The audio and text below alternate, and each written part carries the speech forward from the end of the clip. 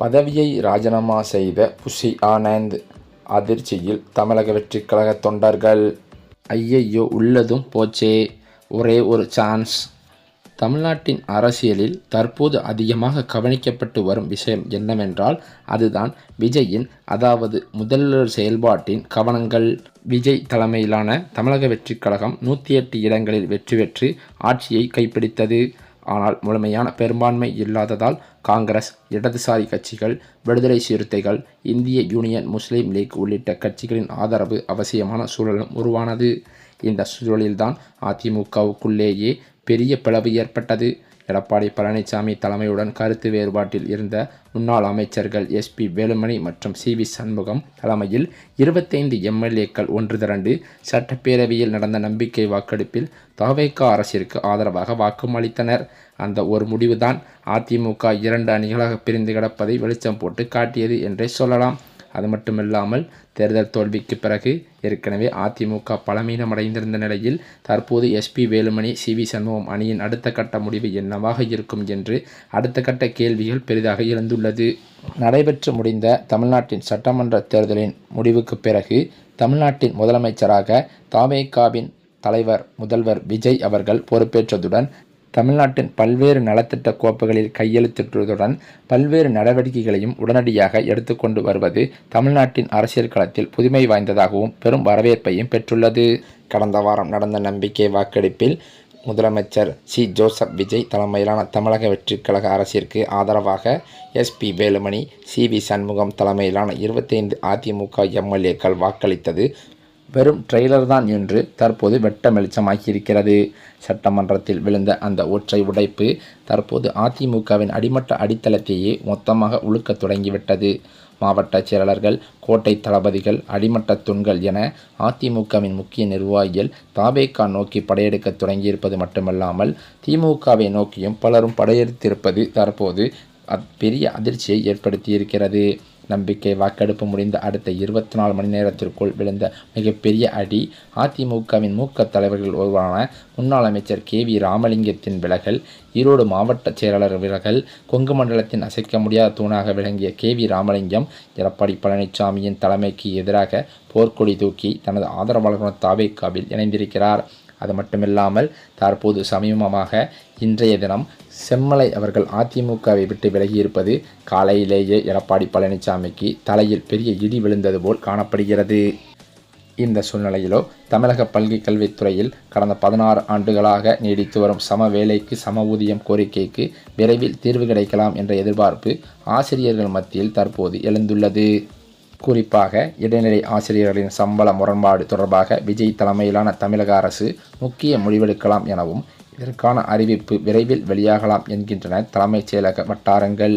தமிழகத்தில் புதிய முதலமைச்சராக பொறுப்பேற்றுள்ள விஜய் ஆட்சி பொறுப்பேற்ற சில நாட்களிலேயே அரசு ஊழியர்கள் மற்றும் ஆசிரியர்களுக்கு 2% அகவிலைப்படி உயர்வை அறிவித்தது அரசு பணியாளர்கள் மத்தியில் வரவேற்பை பெற்றிருக்கிறது. எந்தவித பெரிய போராட்டமோ அழுத்தமோ இல்லாத சூழலிலேயே இந்த அறிவிப்பு வெளியானதால் ஆசிரியர் அமைப்புகளும் அதற்கு நன்றி தெரிவித்திருக்கின்றனர். இதனைத் தொடர்ந்து நீண்ட காலமாக நிலுவையில் உள்ள இடைநிலை ஆசிரியர்களின் சம்பள பிரச்சினைக்கும் அரசு விரைவில் தீர்வு காணும் என்ற நம்பிக்கையும் உருவாகியிருக்கிறது. குறிப்பாக ஒரே பணி, ஒரே கல்வி தகுதி இருந்தும் ஏன் வேறு சம்பளம் என்ற கேள்வியை முன்வைத்து பல ஆண்டுகளாக இடைநிலை ஆசிரியர்கள் போராடியும் வந்தனர்.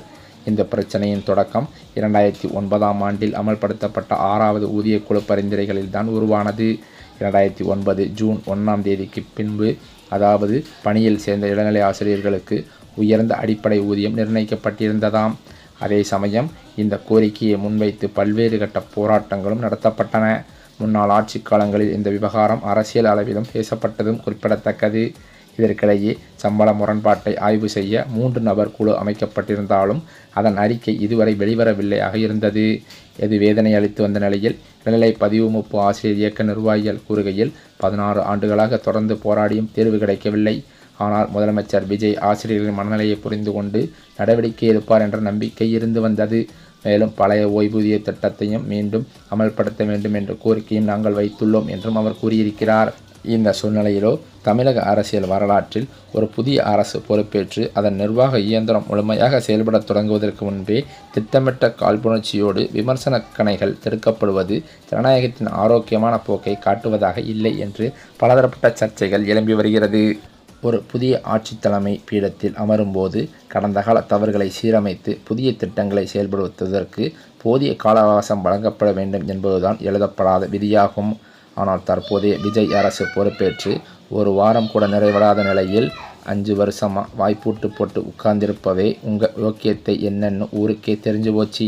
இப்போ 5 நாள் சிங்கம் ஆட்டத்தை தொடங்கின உடனே அலறுறீங்களே, இதுக்கு பேர் விமர்சனம் இல்லடா, உங்கள் ஓனருக்கு நீங்கள் காட்டுற விசுவாசம் என்ற ரீதியில் எழும் அரசியல் கூச்சல்கள் வெறும் வாடகைக்கு உழைக்கும் கூட்டத்தின் சத்தமாகவே பார்க்கப்படுகிறது.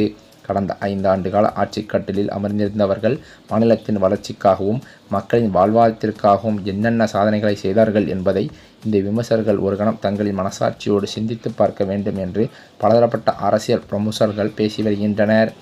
5 வருடங்களாக மக்கள் பிரச்சனைகளில் மௌனம் காத்து எந்த ஒரு அடிப்படை தேவைக்கும் குரல் கொடுக்காமல் இருந்த இதே தரப்பினர் புதிய அரசு அமைந்தவுடன் திடீரென வெடித்து கொண்டு கேள்வி மேல் கேள்வி கேட்பது அவர்களின் போலி நடுமணியாயே கூறுகிறது. நீங்கள் 5 வருஷமாக தூங்கி தொலைச்ச தூக்கத்துக்கு 5 நாளில் ஆக்ஷன் எடுத்து விடை சொல்லியிருக்கு இந்த அரசு.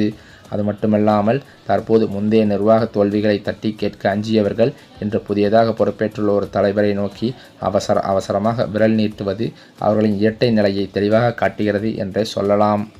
அதே சமயம் பார்த்தால் படுதோல்வியை சந்தித்த அதிமுகவோ உட்கட்சி பூசலில் தகடத்துவம் ஆடிக்கொண்டிருக்கிறது என்றே சொல்லலாம். தமிழ்நாட்டின் சட்டமன்ற தேர்தல் முடிவுகளுக்கு பின்னர் அனைத்திந்திய அண்ணா திராவிட முன்னேற்றக் கழகத்தில் வெடித்துள்ள தலைமை போராட்டம் தற்போது கிளைமேக்ஸ் கட்டத்தையே எட்டிவிட்டது என்று கூறி வருகின்றனர். இபிஎஸ் பொதுச்செயலாளர் பதவியை பறித்து கட்சியின் முழுமையான கட்டுப்பாட்டை கைப்பற்ற CV சண்முகம் தரப்பு அதிரடி கள நடவடிக்கையை இறங்கியிருக்கிறதாம். மறுபுறம் ராயப்பேட்டை தலைமை அலுவலக கட்டுப்பாட்டையும் சின்னத்தையும் தக்க வைத்துக் கொள்ள எடப்பாடி பழனிசாமி தனது சட்ட போராட்ட வியூகங்களை முடுக்கிவிட்டிருக்கிறார் என்றும் ஒரு பக்கம் கூறுகின்றனர். சட்டமன்ற உறுப்பினர்களின் பெரும்பான்மை ஆதரவோடு தனி அணியாக செயல்பட்டு வரும் CV சண்முகம் தரப்பு சட்டமன்ற பேரவையில் பல பரீட்சை நடத்தி வருகிறதாம். இபிஎஸ் தமிழக ஆளுநரை சந்திக்க அனுமதி கோரியிருந்தது. ஆளுநர் சந்திப்பிற்கு தொடர்ந்து தாமதம் ஏற்பட்டும் வருகிறது. எடப்பாடி பழனிசாமியை பொதுச்செயலாளர் பதவியிலிருந்து சட்டப்பூர்வமாக நீக்க பொதுக்குழுவின் ஒப்புதல் மிக அவசியமாக. இதன் காரணமாக கட்சியின் அவசர பொதுக்குழுவை கூட்டுவதற்காக மாநிலம் முழுவதும் உள்ள பொதுக்குழு உறுப்பினர்களின் ஆதரவு கோரி CV சண்முகம் தரப்பு தீவிர கையெழுத்து வேட்டையை முடுக்கிவிட்டிருப்பதாகவும் கூறி வருகின்றனர். இதன் தொடர்ச்சியாகத்தான் புதுக்கோட்டை வைரமுத்து, தென்காசி கிருஷ்ணமுரளி என்ற குட்டியப்பா உட்பட தனது தலைமைக்கு எதிராக அதிருப்தி முகாமில் செயல்பட்ட 28 மாவட்ட செயலாளர்களை இபிஎஸ் ஏற்கனவே அதிரடியாக பதவி நீக்கம் செய்திருக்கிறார்.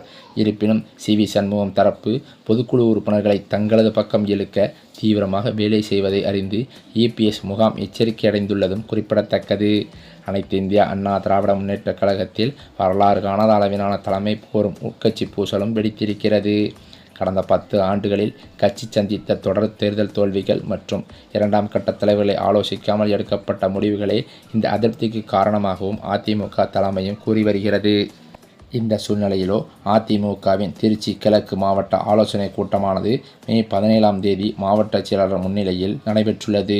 அது மட்டுமல்லாமல் அந்த கூட்டத்தில் பல முடிவுகள் எடுக்கப்பட்ட நிலையில் அதிமுக 2ஆக பிரிந்திருந்திருக்கக்கூடிய நிலையில் இபிஎஸ் அணியில் எவ்வளவு ஆதரவாளர்கள் இருக்காங்க, எவ்வளவு எதிர்ப்பாளர்கள் இருக்காங்க என்ற கேள்விகளும் பல்வேறு விதமாக எழுதப்பட்டு அந்த கருத்திற்கு அவர்கள் முடிவுகள் கோரும் வகையில் திமுகவிற்கு எழுப்பதற்கான பல்வேறு வேலைகளும் நடைபெற்றதாகவும் கூறப்படுகிறது. இப்படிப்பட்ட நிலையில்தான் தற்போதைய சூழ்நிலைப்படி அதிமுகவிலிருந்து பல்வேறு முக்கிய புள்ளிகள் மாவட்ட செயலாளர்கள் இபிஎஸ் தரப்பிற்கு எதிராக செயல்படுவதன் காரணத்தினால் அதிமுகவை விட்டு அடிப்படை உறுப்பினர் பதவியிலிருந்தும் முற்றிலுமாக எடப்பாடி பழனிசாமி நீக்கி வருவது குறிப்பிடத்தக்கது. இதனைத் தொடர்ந்து தற்போது வரை அதிமுகவின் எதிர்த்தரப்பாக எடப்பாடிக்கு எதிர்த்தரப்பாக இருந்து வரும் SP வேலுமணி மற்றும் CV சண்முகம் தரப்புகளான 25 MLAக்கள் அதிமுகவை விட்டு விலகி தவேகாவில் இணைவதற்கான அதிரடி வேலைகளை தொடங்கியிருப்பதாக தகவல்கள் வெளியாகியுள்ளது. இந்த சூழ்நிலையில் அமைச்சர் பதவியேற்ற தமிழக வெற்றிக் கழகத்தின் பொதுச் செயலாளரான புஷி ஆனந்த் அவர்கள் தற்போது தனது பதவியை ராஜினாமா செய்ய இருப்பதாக அதிர்ச்சி தகவல்கள் பரவி வருகிறது. இது விஜய்க்கும் புஷி ஆனந்திற்கும் இடையேயான ஒரு கருத்து மோதல் காரணமாக இந்த பிரச்சனை நடந்துள்ளதாகவும் தலைமை வட்டாரங்களில் தகவல்களும் வெளிவந்து கொண்டிருக்கிறது.